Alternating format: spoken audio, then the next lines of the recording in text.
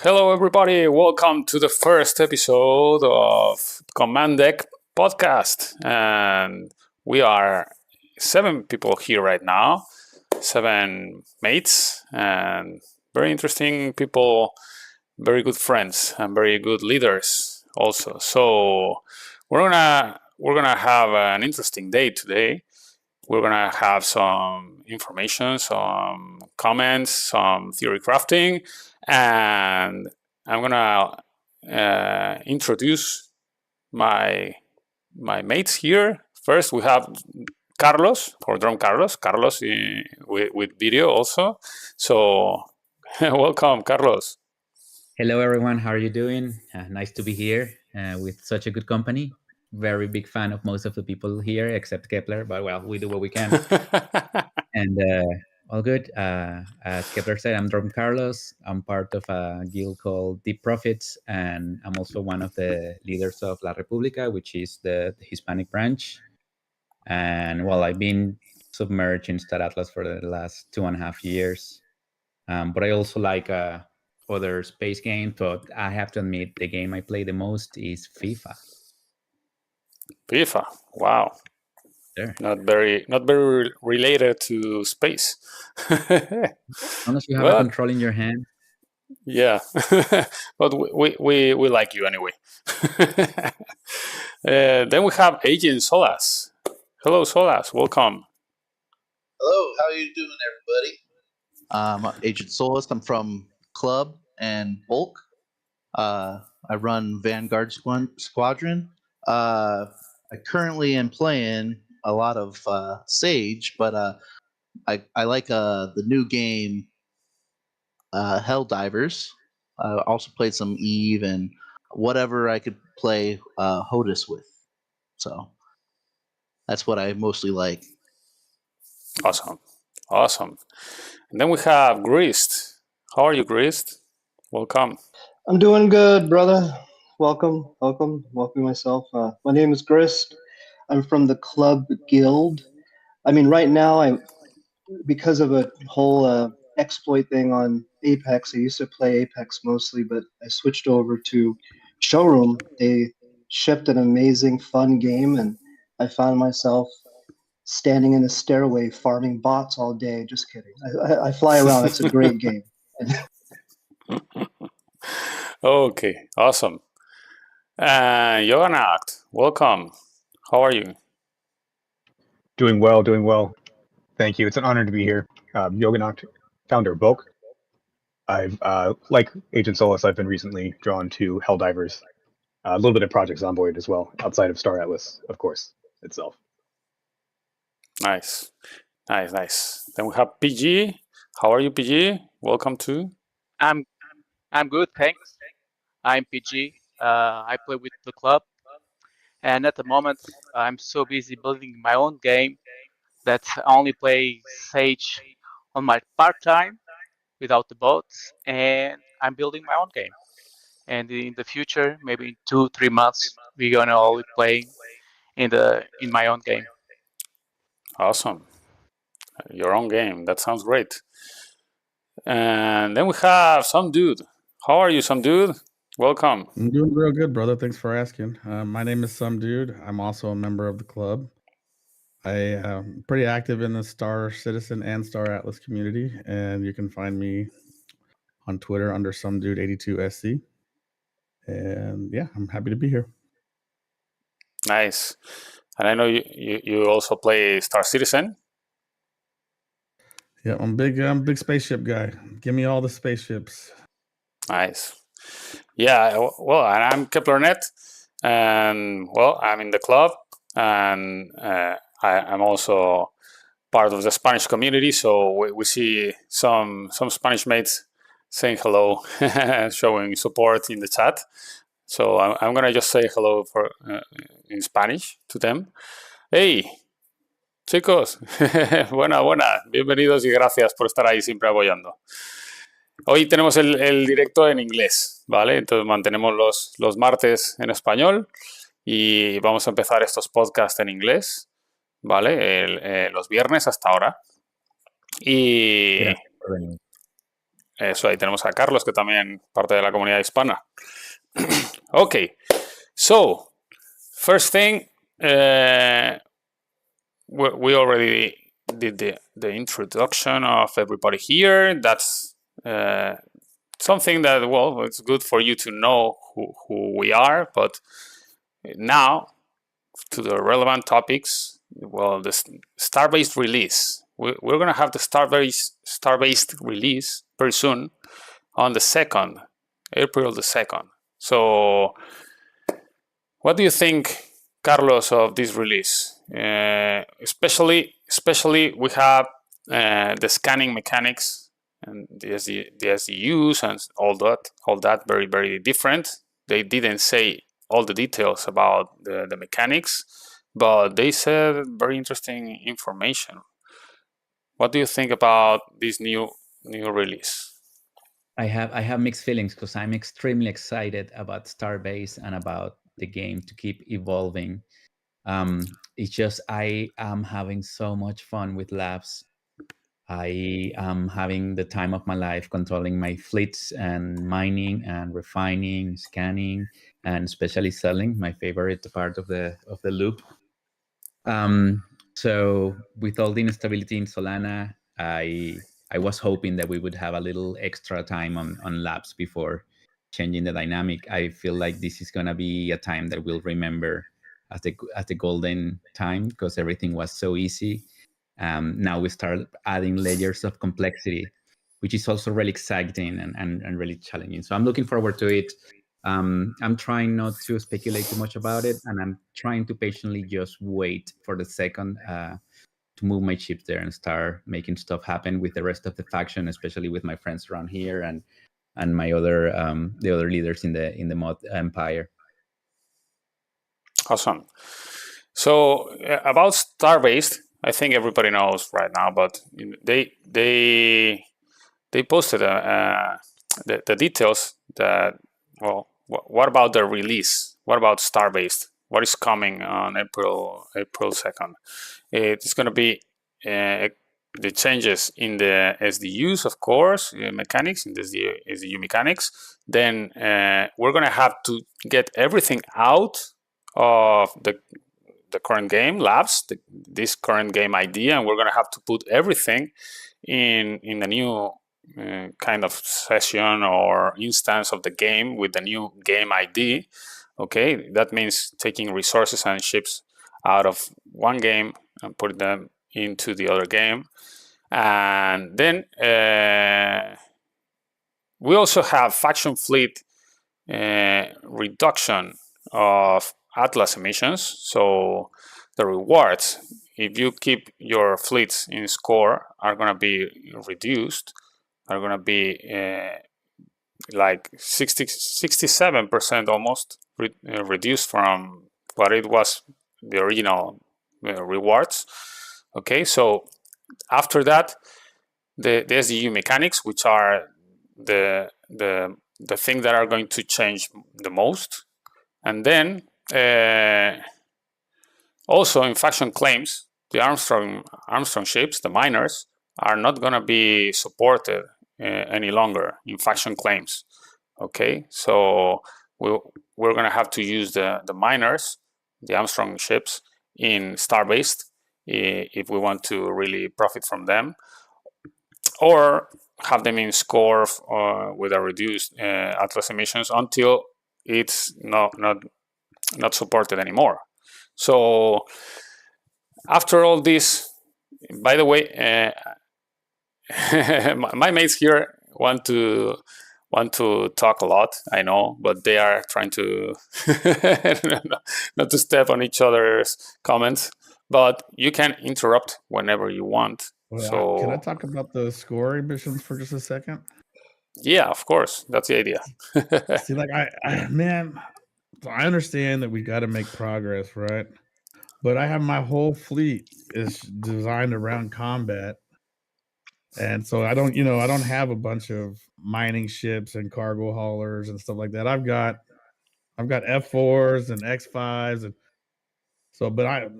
so now I was going to leave everything in score until it made sense, but if I'm going to have to pay the same R4, but I'm only getting 33% of the emissions, it's just not going to be worth it. So now I got to hop in and mine with my F4, which, okay, yeah, that's fine. But it just doesn't make a whole lot of sense to me. I had hoped that we would have at least combat before they brought that away. Anyway, that's just my 2 cents. Awesome. I agree that the score emissions are going to be so low because you still have to keep those ships running. So it's going to be very depending on the price of Atlas, which thank God right now it's in a good position. But I think there's going to be a lot of disappointed people that were used to getting those rewards without moving a finger, and now they have free money is the best kind of money. I love free money. And passive income, yeah. Passive income, that's the best for sure, because you can do whatever you want at the same time. But at the same time, if you don't jump in now, if you aren't earning XP, that could have really negative impacts for you in the future. Like you could start way behind everyone else. Exactly. So I'm gonna have to do it. Yeah. And not only the XP of your character, but also the know-how, the what you learn from the game, and starting step by step instead of one day having to jump in and having combat and having territorial conquest. So all those things are going to change a lot, and yeah, I think it's better to go one step at a time. But it's also a big difference in the economy. So just right now, when we are gonna have Starbased, just like, okay, it's the same, no combat yet, but having all the implications of the resources and the SDU mechanics and all that, it's like, at least from my perspective, it's changing everything else.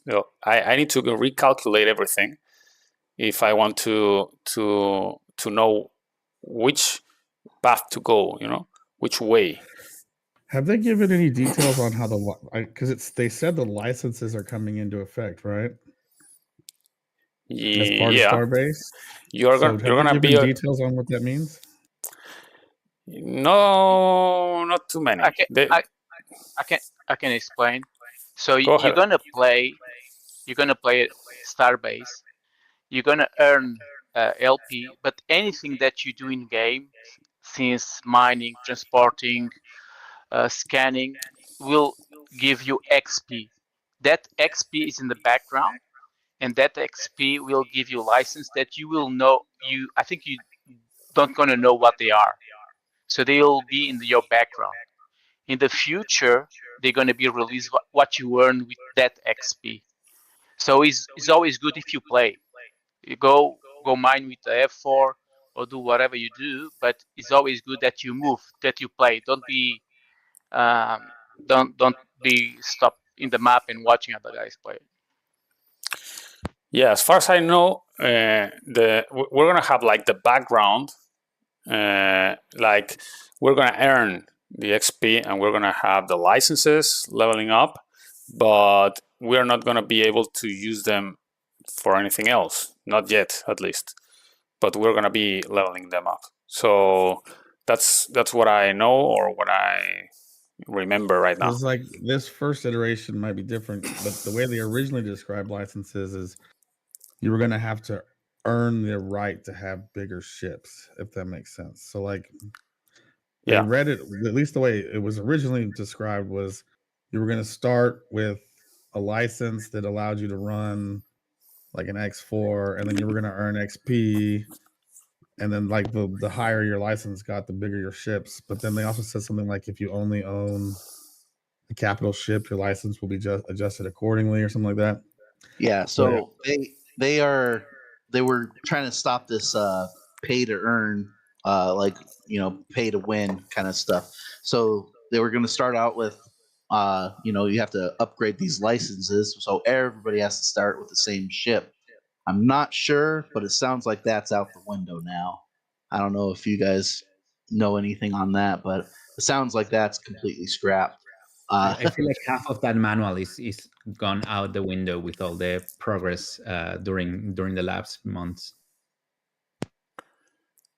But I'm also excited for the new game, but also not, because I'm excited to start working with everybody, because it is, a little more co-op now rather than Sage Labs just being kind of single player.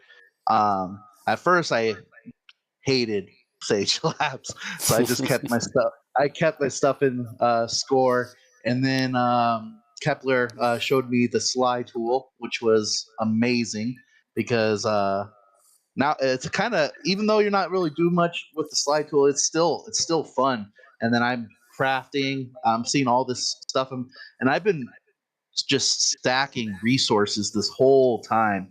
And every time I craft, I have to have Atlas admissions, and the crafting fees are a little steep.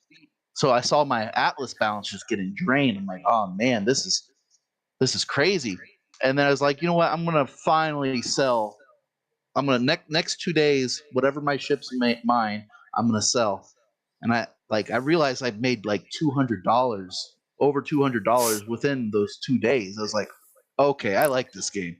so so now I'm mining away, and I'm excited for the next version, but it's gonna be sad to see if my Atlas drops down a little bit, but still excited for one more step closer in the real game.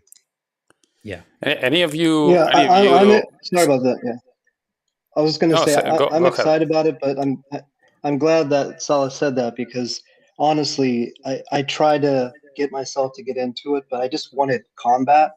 But I think it's a key right now to actually start playing, and now this is probably going to be the impetus for me to actually dive in and really get into it. But I think it's good that the closer we get to combat and like that final vision, the better to me.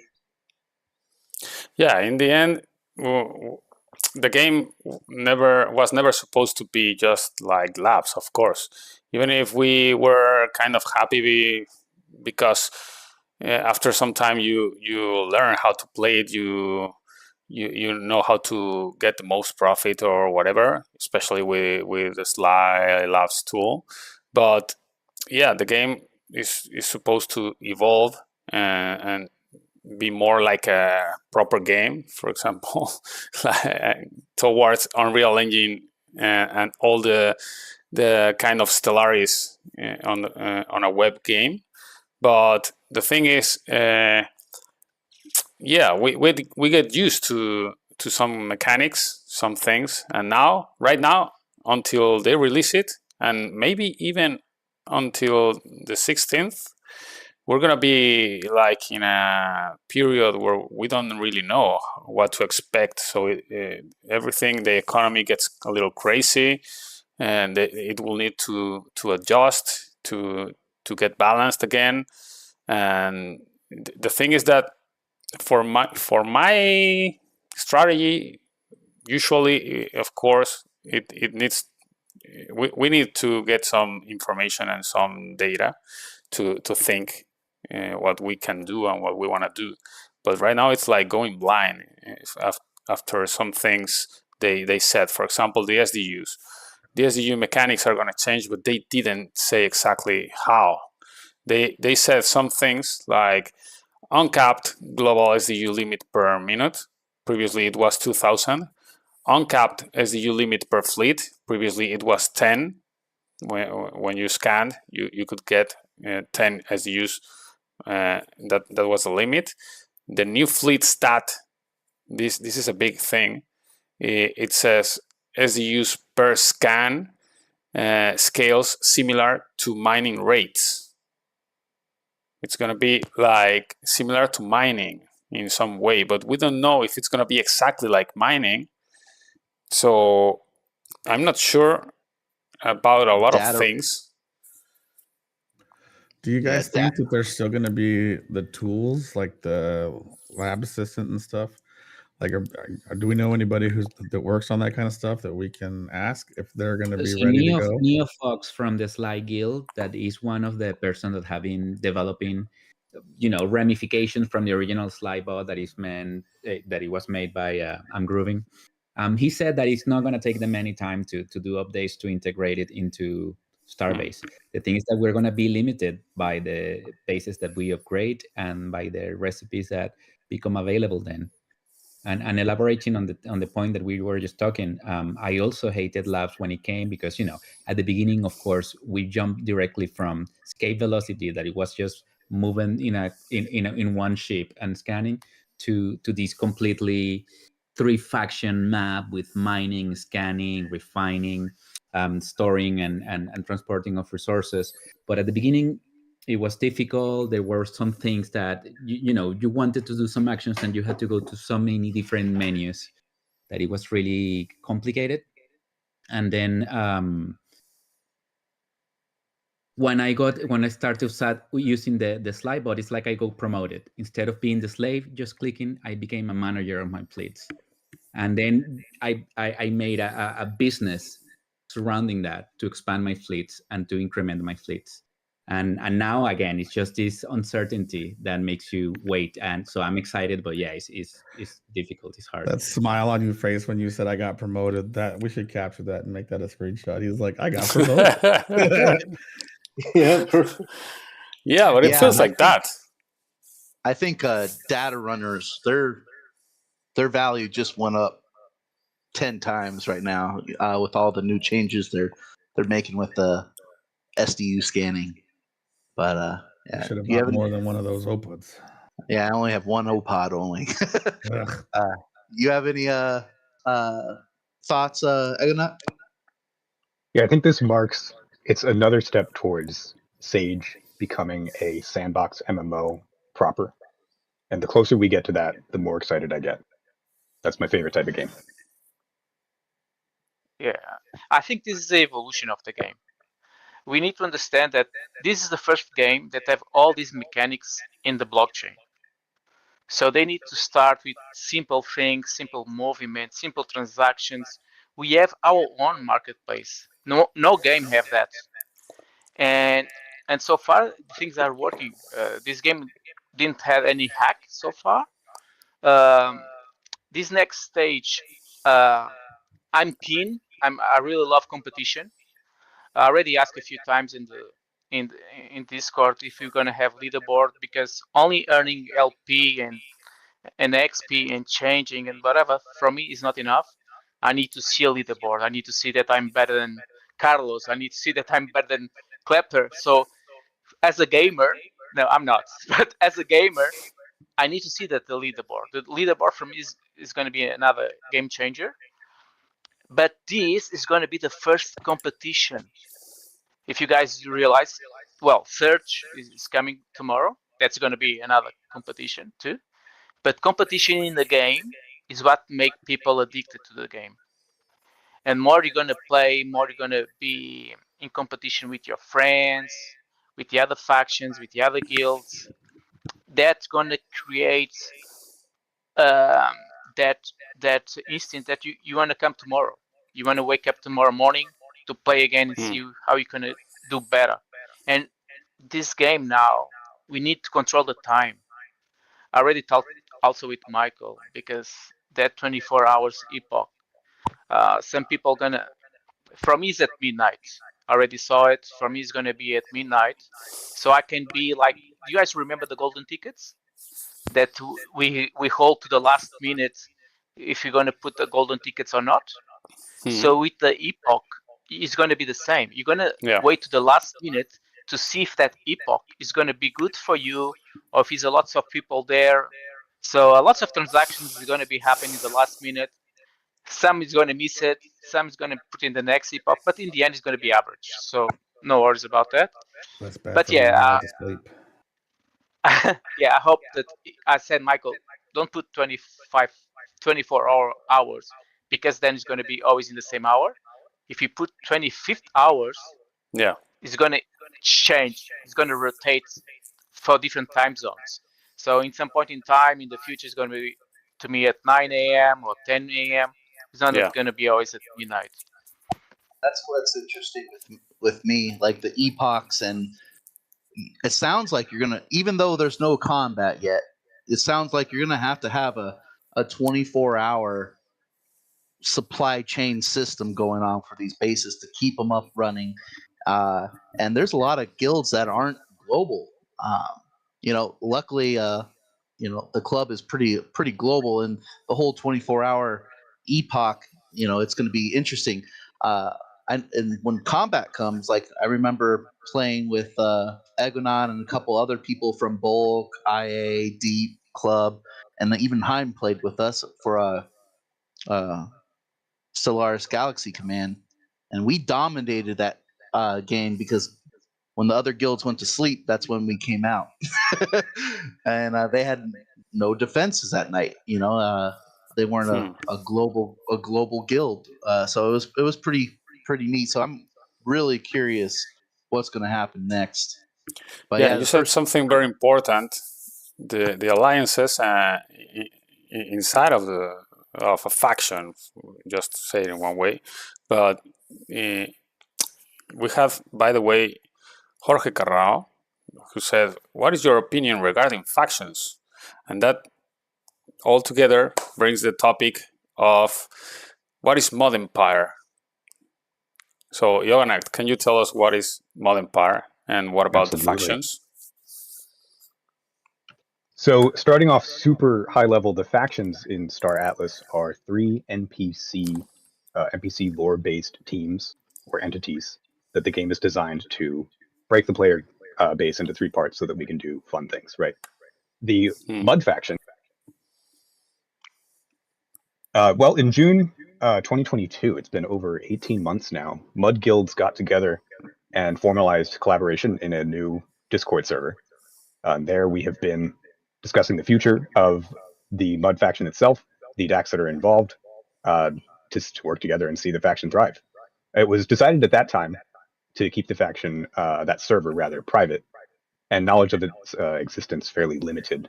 However, earlier this year, to your point, Mud DAC leaders voted to unveil the server and declare it as the Mud Empire, so that we are a group of guilds not claiming the name of the NPC faction itself, but some other name, right, for our player group. So all players who are looking to support the Mud faction are welcome to join that server. I will post it here in the chat momentarily. If you happen to be guildless, there is a server billboard. There's a billboard of Discord servers in the Mud Empire server, which every Mud guild that is there currently has a little bit of a bio there and their Discord server link so that you can shop around and pick one that works for you if you're guildless and looking to get involved in the Mud Empire. And I think, as we alluded to earlier, the very first faction PvP event is tomorrow, 2 p.m. Eastern, 1800 UTC. If you are interested in fighting for Mud tomorrow afternoon, you are welcome to join the server, and there will be a voice channel there to help coordinate some of our actions. So, Egonaut, what you're saying is this is almost this faction alliance, Mud cooperation, that's almost 2 years old. It is this summer. It'll be 2 years. Yep. So that was before the Oni and Nexus forming up. And very astute. Yes. Yes, and it's interesting because they always said, oh, Mud's lagging behind, but they didn't know about this, and you kept it a secret. So that's pretty cool to keep it secretive with all these guilds involved, and no one knew. So that's really cool. I know most of us are Mud up here. We still have Grist and PG who are Oni, but they're good dudes. But, nobody's perfect. We'll be Mud tomorrow, though. Yeah. Tomorrow I'm Mud. Yep. It's the club is all playing Mud tomorrow. So we'll see. We want to play together, so we all decided we could play for Mud tomorrow. And that play tomorrow is supported by Multigravity and will have capacity for up to 2,000 players in the same instance, which is not normal in the gaming industry. So that's something very important to highlight here. Hope it goes well. Fingers crossed. Fingers crossed. Yeah, and by the way, last time Sorry, you were going to say I was something? gonna say before we move on, I really wanted to know why the Titan ship being in one thing skewed it, because I didn't really understand that. We were talking about that before. So can you explain why having the Titan ship on your side might actually be a negative right now? Who wants to answer I mean, that? That's easy. well, The way, yeah. Let's Go let's ahead. let the Oni talk. Go ahead, PG.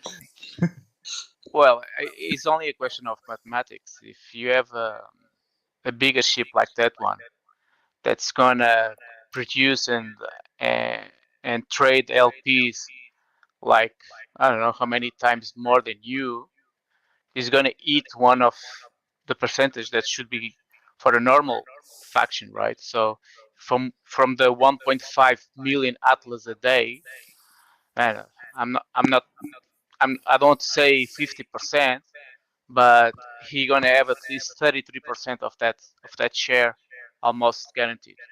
So if you are a small fish and you are in the same faction of a Titan one, Titan ship, not a T1 but a Titan ship, uh, you need to compete with that. You need to. Well, I still don't know how he gonna play. I don't because you can accumulate LP. I Yeah. think the LP in the future gonna have another utility. So So I don't know. just to elaborate a little bit for those that don't understand the whole thing, it's a map divided in 3 sections for the 3 factions. And each section is going to have a specific amount of atlas or rewards per 1.5 epoch, million. the same amount for each faction. And depending on how much you contribute to the activities, you get a portion of that LP. Having the biggest ship by far, a Titan ship, being a player there in your faction is going to steal from you a lot of LPs that would otherwise be going, to be distributed. So that's why most people don't want to have that one Titan ship in their side, unless there were 3 Titan ships, and then each faction Yeah. had one. Yeah. So you're gonna get 1.5 million per faction per 24-hour epoch. So if you're a new player coming in, there's a lot of big Oni guilds, and also possibly 2 Titans and Oni. So if you're a Oni player, you're still gonna. I still think there's not that too many active players. You're still gonna get a decent amount of Atlas. But if you wanted to maximize, I would really think Ooster and Mud is where it's at. If you wanted to extract some value, it's not all about extracting value. You do want to play the game with your friends and all that, but you do need to make some money, make some of your investment back. But yeah, is there any questions in the chat? No, not yet. Not too many. Not so far. But I wanted to say about it that for me it's like it's obviously good on one side to have big ships. It's obvious, but that's when we have combat. When we have no combat, there is no benefit yet to have that big ship on your side. Obviously, this this bad thing about having the Titan eating up all, not all, but a big part of the rewards of your faction, that's gonna be there right now, and it's gonna be there also when combat is here, because LP and LP rewards are gonna be behaving the same way, working the same way. So it's something to have in mind. And yeah, for any new people wanting to just more information, just to join any faction or any guild, you can of course ask us now or ask through the Discord. You can ask in the Mod Empire Discord, or you can also join. We have here Bulk, the club, Deep Profits. So you can just join us there. You can ask in Mod Empire or whatever you want, and we can we can just comment right now. Let me check. Okay, look, we have to say something about the Surge test tomorrow. How do we get into Surge tomorrow? So Surge is going to be in Unreal Engine 5. So you need to download the game from the Epic Store, and you need a code. If you don't get the code, you can't really download and install and play the game. Let us know And if you need a code. I'll drop a couple in the chat if you need a code. Go ahead, Kepler. no, it's better, even better if they join Mod Empire Discord. So Yoganact, if you have the link, or anybody else who has the link, please post it on the chat, so they can join, and then they can ask for the code there. It's gonna be easier instead of posting it there and maybe someone else taking it before the people who wants to ask the question. So yeah, big man, if you want to join the Mod Empire Discord, for example, if you're mod, if you're Oni, just tell us now. We can also share a code with you. But if you're mod and want to join, it's I think it's better to ask for it in the Discord, and that way you can also talk to us and we can play together maybe tomorrow. So no matter your faction, just come and ask. We will give you a code, or the Star Atlas team will give you a code in the main Star Atlas sure. Discord. Doesn't matter your faction. We are all friends here. We're all part of the same movement. Yeah, so you're all for welcome. sure. Yeah, for sure. We also have 2 Onis here, so no problem. And then we are also multi-faction in some of us in our guilds, so no problem. Does someone want to talk about the rules tomorrow? Yeah, you can go ahead. Do you Shoot remember the everything rules? that is not mud. Actually, I don't know if I don't know if that's actually public. Actually, never mind. Disregard. I don't know. No, but I have the announcement here. So let me just see the public information. Okay, a brand new game called Surge. So it's faction versus faction. It's gonna be third-person shooter combat game mode focused on bringing glory to your team. We're gonna eliminate or kill the opponents, and we're gonna get a tag. And the thing is that I think we can share this. We can't share the image or video, but we can share the information. I believe so. We're gonna get a kind of tag when we kill someone, and then you're gonna have to run to your territory or kind of special points on the map. Extraction point. Yeah, an extraction point, and you will get the reward for that tag or those tags. The thing is, when you go back to your extraction point, you can get killed, and if you get killed before reaching it, you don't get any rewards for that. But also, the other people, the guy who killed you, is gonna get those tags from you. Okay, so it's gonna be interesting because it's not only about going crazy killing other people.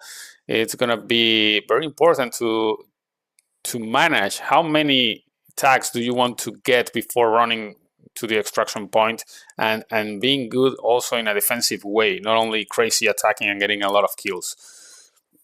There's also going to be a big mark on top of your head if you make too many kills. So the whole map is going to be after you if you don't deposit those tags quick. There's a mode in Call of Duty that is exactly the same. So, but I don't know the mechanic if it's that, like you said. I don't know if the tag's falling, and then maybe a player from your team can grab the tags that you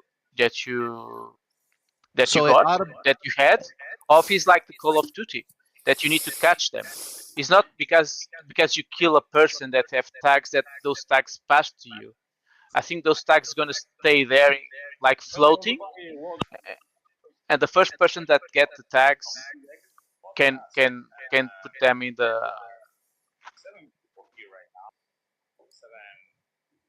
Yeah, we will know in less than 24 hours. Yeah. So, big man, if you have the game already, you just need to be there be there on time, and that's it. And select the right mode. Yeah, exactly. In the game, you're gonna see, you're gonna hit play, I think, and then you can just see a search game mode. So it's gonna be easy to find, or supposedly easy to find. So, And I don't know if it's relevant, but there was an update posted on the store today.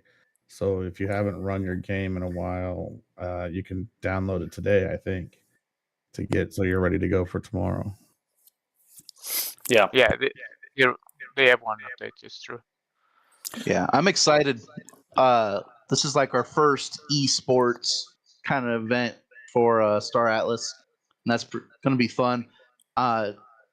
Just to get guilds and factions to compete is going to just make time pass so much faster waiting for this real game to come out, and it's going to be fun to start doing some competitions and stuff like that. I'm pretty pumped. Yeah, but tomorrow is still a test server, so let's see if everything goes well. That's the first one, and then if it goes well, then we start killing everyone. That's the point. Yeah, by the way, Darth Maul was saying, I hope they do live and see how the madness breaks out, and I see it with my cell phone at work. I will be there, and I will be streaming it in the same channel as right now. Okay, Nevelar TV on YouTube and Twitch, and I will try to do it in English and Spanish. So I'm gonna be there somehow in English and Spanish. I'll try to coordinate with my faction somehow too. I still have to see the details about it, but we'll do it. We'll do it. And I can't understand when you're speaking Spanish, but I love the way it sounds, buddy. Because that's not an easy job. Yeah, well, it's cool to have. I like chatting with the people, so communicating with the chat and interacting with people. So I like these live streams. I'm really waiting for that moment to come. I can't wait for the moment when I can really stream a lot of gameplay about Star Atlas and Unreal Engine 5 and all that. It's gonna be awesome. About the test, yeah, it's the first test with this kind of gameplay, but it's the second technical test. The first one we had around 150 or something like that people at the same time connected to the server, and they said it was less than 6% the load of the maximum capacity, the power of the server. So less than 6% having 150 people in the first test, for me, that's huge. And that's promising. Yeah. Tomorrow, I don't know how many people we're gonna get at the same time, but it was previously scheduled for last week, and the event on Discord had more than 400 people saying interested. So I expect more than 200, something like that. Maybe more than 300. We'll see, or maybe a little less because it was for last weekend. now it's for this weekend, and we'll see. Maybe not everybody can make it, but it's gonna be really interesting to see how the server behaves. But we have to remember what PG said. It's a technical test. It's still a test.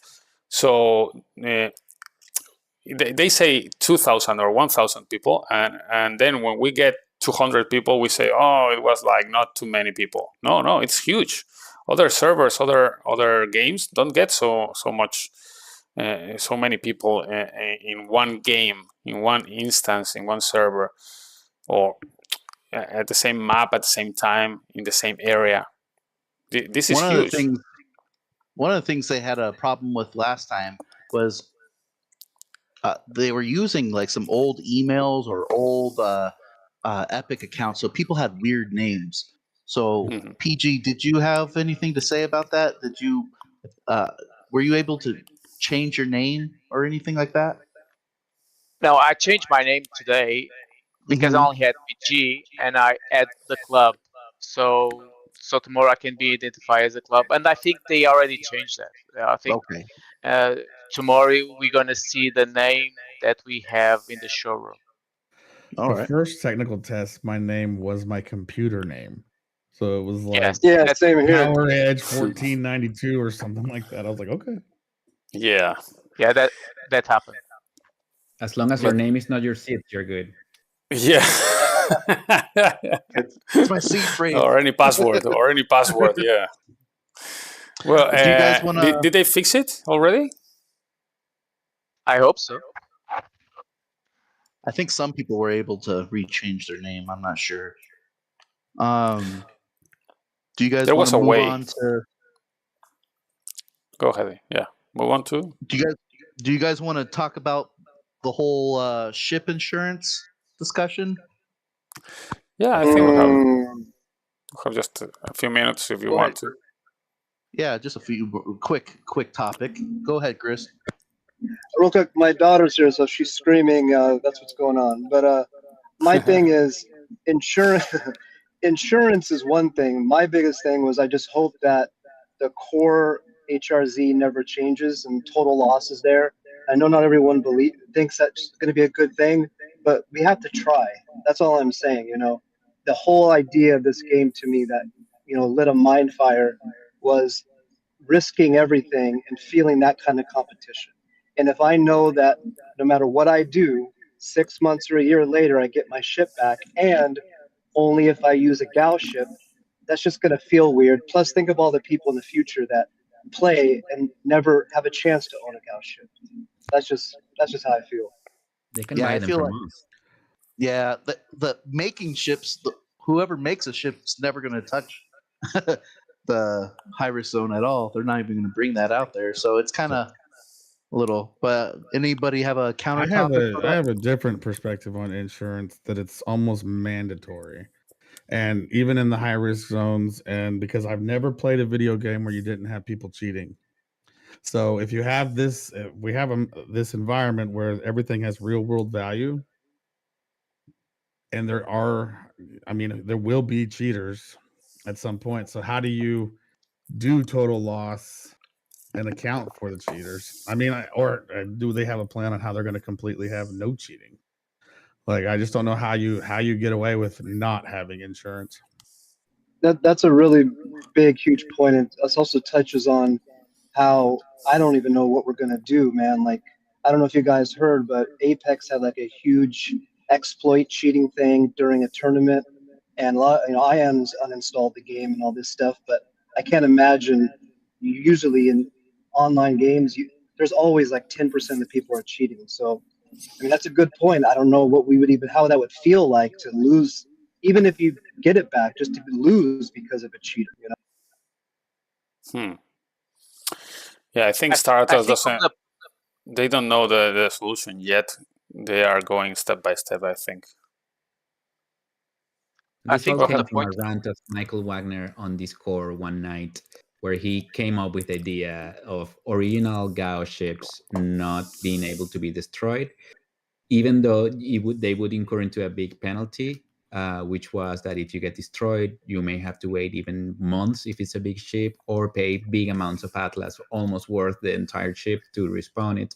But that was to keep the original buyers an advantage over the gamers in the The, future, because we basically funded the game. And over to any be over any honest, I crafted wouldn't ship. mind. Huh? Over any crafted ship, not only new players. Because if you are an old Yeah, no, well, player, but you craft another correct. ship, that would be the same thing. Part of me would be happy if I get one of those kills, because I'm an OG player. So, of course, I would be one of the people with that advantage. But the truth is that once the guilds get to certain size and certain economic loops, they're going to be able to mass produce ships, and they're going to go into the high risk zone, and they're going to go into wars just like Empire of Eve, because people won't be Agreed. paying from their wallets their chips. It's going to be made by the alliance with the alliance assets. Yep, yeah, that's that's true. basically two. There would be two different. I just don't understand why one type of ship can respawn and the other can't. And that was a great point, Carlos. Like, it just seems the whole thing just seemed weird to me. Why it's just Gauss ships? Just looks like we are being given an unfair advantage, and like that's how a Web2 gamer would see it. Why are only these type of ships special and no one else, other ships aren't? I'd second that in agreeing that if we do have any kind of insurance system, it should be applicable across the board rather than splitting the ships in half. I think there's too many, speaking of the platform, it's too easy of a YouTube video to make to talk about Star Atlas. Insurance is coming, but I imagine it's going to be more a compensation than a respawn. I only see the utility of insurance if you have a rental system and you need to insure your ship because somewhere else is going to drive it. After that, if you go to the high risk zone, is your problem. That's the game. They were very clear from the beginning. We have 3 zones, so no one can complain that we don't have space to play. And I think everyone is not treating the medium risk zone with respect. For me, the medium risk zone is going to be the most busy zone of all. I can see 85% of the players is going to be all in the medium risk zone for the 3 axes of the rewards and because it's going to have combat. So it's going to be very busy. So if people think, oh, I'm going to pass from the safe zone to the high risk zone and I'm going to try, it's going to be terrible. You're going to lose all the resources. You need to do the R4 like 3 or 4 times. So I'm going to give you a simple example. A person that have a small ship in score, we are used to do the R4 each 48 hours. So, okay, 48 hours is okay. We have our ship and we pay toolkits and food for 48 hours. Now imagine paying that each half an hour, each 20 minutes. Because everyone is going to have on the ship LP. The enemies is going to look at you, see LP, LP. LP is money. So everyone is going to be catching you in every time they can.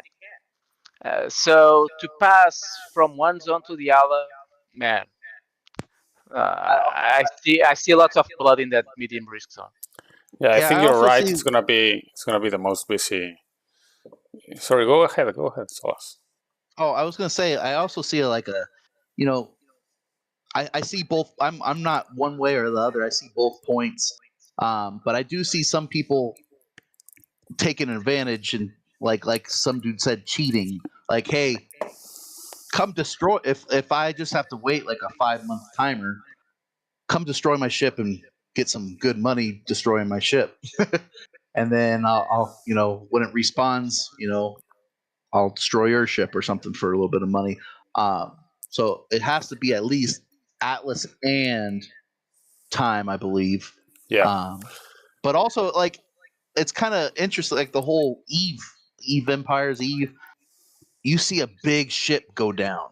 That's written in lore. Like the things we're going to be doing right now are going to be written in some kind of lore or Eve's Empire or anything like that. So that's something I kind of want to talk about maybe next podcast. Like what we do right now, is it going to be in Star Atlas history? But kind of just Do you guys interesting think in thoughts. Star Atlas eventually is going to be like in part of Eve? Like all these big alliances, they lived in the high grade zone of Eve, and they mined that zone because it's profitable, and that's where the wars were because they were living and occupying those areas. Do you think that Star Atlas will get to that eventually? Because I have a feeling it will in a few years. That's what I'm hoping for. Bring on that combat, baby. Let's go. But I think we need Exactly. a lot more players before that can happen. Of course. I know Egonot's a big Eve player. What do you think about that, Egonot? That's the dream. That's the end goal. That's where all of this is heading. I think I agree with Carlos 100% on that. Yeah. By the way, I see. Sorry. Just a moment before we move to the next thing about it. Icy said multi-account would rent the ship to yourself, to your other account. In that case, if we had insurance only in when there is a rental system, that's what you were saying, PG. So in my case, I believe we need a rental system for every case, for every situation, just like you can just get it and then this can't happen anymore. I don't see a bad thing about getting the possibility to get an insurance. Just set the right price. So don't make it free. Like not only for being part of the first GAO, the first ships, the OG players. No, just make it available to everybody and just have it like a balanced system with the right price, you know. So now, PG, what do you think about that? No, that was my point about the utility of the insurance. I like insurance only to myself, and I go. I don't like that plan. I think everyone should be responsible what they are doing, and that's the game where people sign up. Regarding the high risk zone, I didn't play Eve, so I cannot comment about Eve. But in Star Atlas, you're gonna have NPCs that's gonna kill you in the high risk zone. It's not only the other players. I don't know Yeah. if that happened in Eve, but in Star Atlas, in the high risk zone, you're gonna have the Tufas and you're gonna have other beans that Jose didn't explain well. Didn't want to explain yet, but it's gonna be hardcore. It's gonna be hardcore. Yeah, that's my ultimate vision, and I think to me, insurance is different than a cooldown of an asset. So when this 2 years ago, when we were theory crafting, what made this game feel like it was going to be something else, it's just like in real life. You know, if you do something risky, part of that thrill is total loss. You know, the guy that climbs, Yosemite Mountains with nothing, he just climbs with his bare hands. One of the reasons why you watch that and you get sweaty palms is because you realize that person is literally risking their life to do that pursuit. A game can feel like, a lot of people, it's becomes like a second job.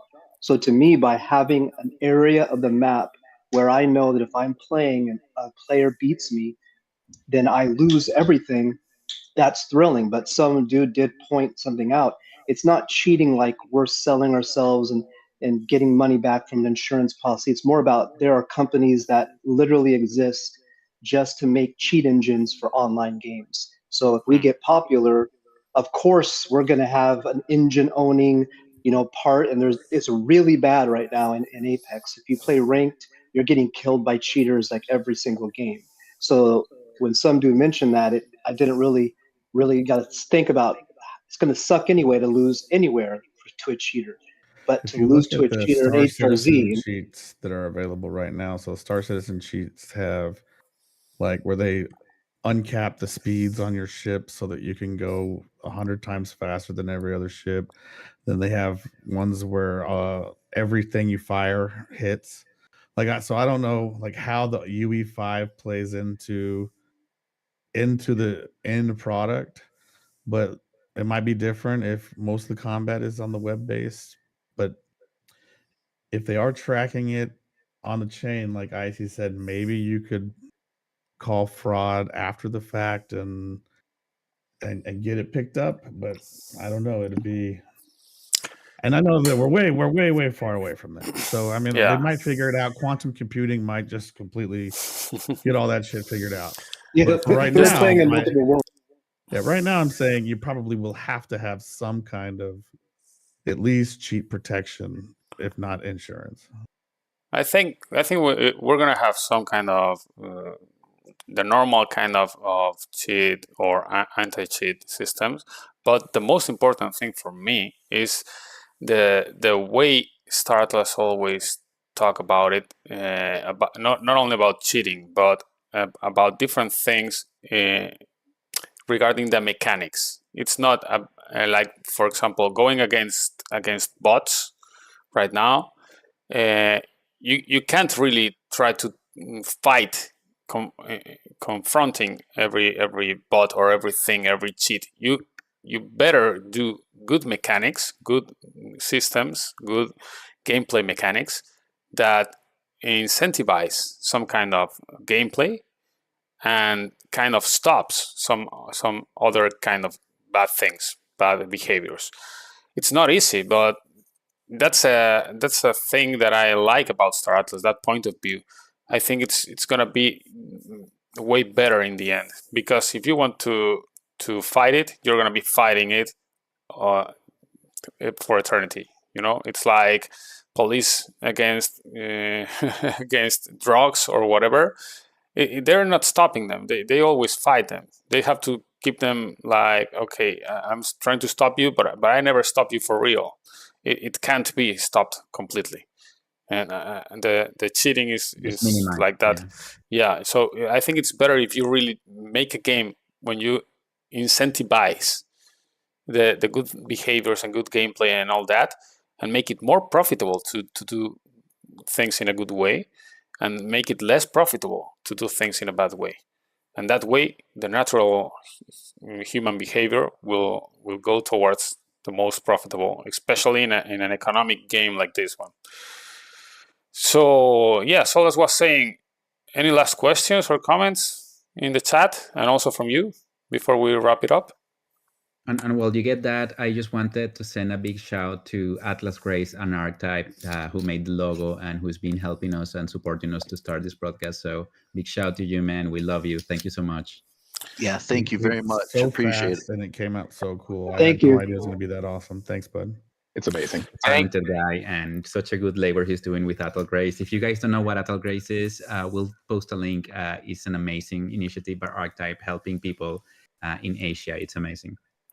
Yeah, you can search for Atlas Grace on Twitter, and that's amazing. If you have the link, yeah, you can post it on the chat, and also in the comments later on the YouTube video that will stay there, so we can just post the link there.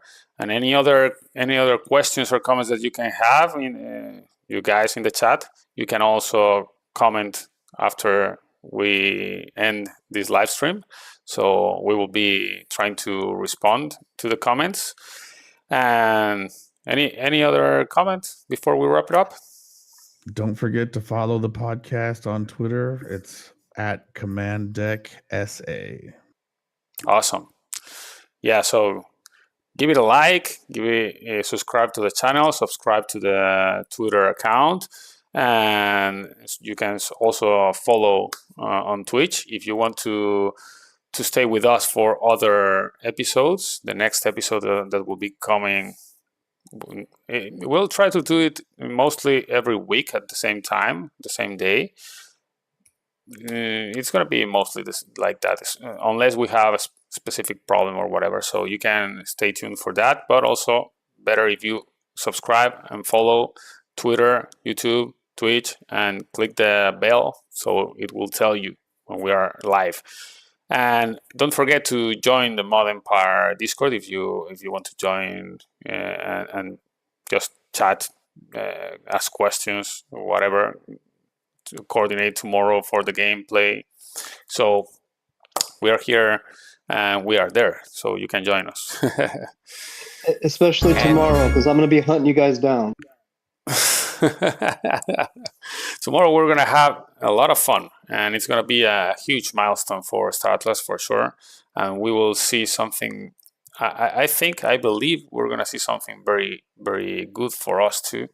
When we see maybe 200 people playing a shooter like that in one of the first tests for Star Atlas gameplay, it's going to be huge. So, okay. Emotional damage.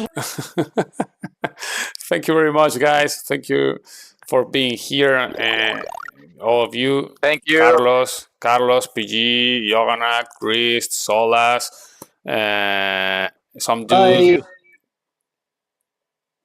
See everybody tomorrow. Excellent. Thanks, everyone. Yeah. See you all tomorrow, guys. And thank you guys in the chat for being there today, and hope you are here with us next time also. So see you next time. Thanks a lot.